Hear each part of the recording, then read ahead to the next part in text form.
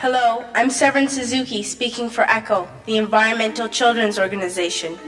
We're a group of 12 and 13-year-olds trying to make a difference. Vanessa Seti, Morgan Geisler, Michelle Quigg, and me. We've raised all the money to come here ourselves, to come 5,000 miles to tell you adults you must change your ways. Coming up here today, I have no hidden agenda. I am fighting for my future. Losing my future is not like losing an election or a few points on the stock market. I am here to speak for all generations to come. I am here to speak on behalf of the starving children around the world whose cries go unheard. I am here to speak for the countless animals dying across this planet because they have nowhere left to go. I am afraid to go out in the sun now because of the holes in our ozone. I am afraid to breathe the air because I don't know what chemicals are in it. I used to go fishing in Vancouver, my home, with my dad, until just a few years ago we found the fish full of cancers. And now we hear of animals and plants going extinct, every day vanishing forever. In my life, I have dreamt of seeing the great herds of wild animals, jungles and rainforests full of birds and butterflies. But now I wonder if they will even exist for my children to see. Did you have to worry of these things when you were my age? All this is happening before our eyes, and yet we act as if we have all the time we want and all the solutions. I'm only a child and I don't have all the solutions. But I want you to realize, neither do you. You don't know how to fix the holes in our ozone layer. You don't know how to bring the salmon back up in a dead stream. You don't know how to bring back an animal now extinct. And you can't bring back the forests that once grew where there is now a desert. If you don't know how to fix it, please stop breaking it. Here, you may be delegates of your government, business people, organizers, reporters, or politicians, but really, your mothers and fathers, sisters and brothers, aunts and uncles, and all of you are someone's child.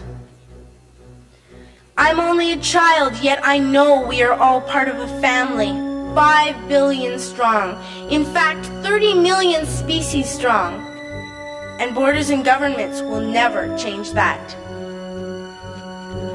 I'm only a child, yet I know we are all in this together and should act as one single world towards one single goal. In my anger, I am not blind, and in my fear, I am not afraid of telling the world how I feel. In my country, we make so much waste. We buy and throw away, buy and throw away, buy and throw away, and yet northern countries will not share with the needy. Even when we have more than enough, we are afraid to share. We are afraid to let go of some of our wealth.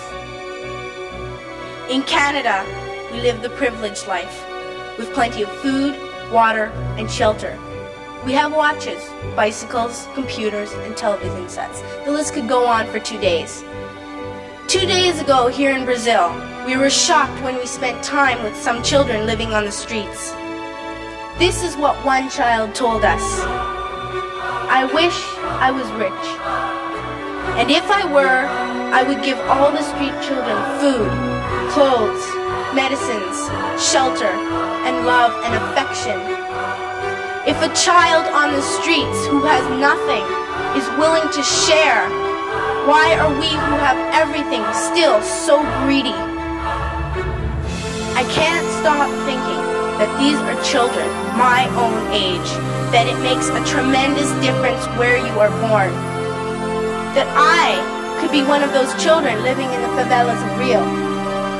I could be a child starving in Somalia, or a victim of war in the Middle East, or a beggar in India.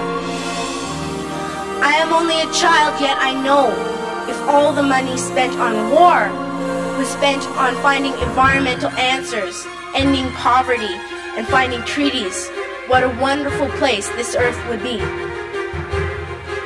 At school, even in kindergarten, you teach us how to behave in the world. You teach us not to fight with others, to work things out, to respect others, to clean up our mess, not to hurt other creatures, to share, not be greedy. Then why do you go out and do the things you tell us not to do? Do not forget why you are attending these conferences, who you're doing this for. We are your own children. You are deciding what kind of a world we are growing up in. Parents should be able to comfort their children by saying, everything's going to be all right. It's not the end of the world, and we're doing the best we can. But I don't think you can say that to us anymore. Are we even on your list of priorities? My dad always says, you are what you do, not what you say. Well, what you do makes me cry at night. You grown-ups say you love us, but I challenge you, please, make your actions reflect your words.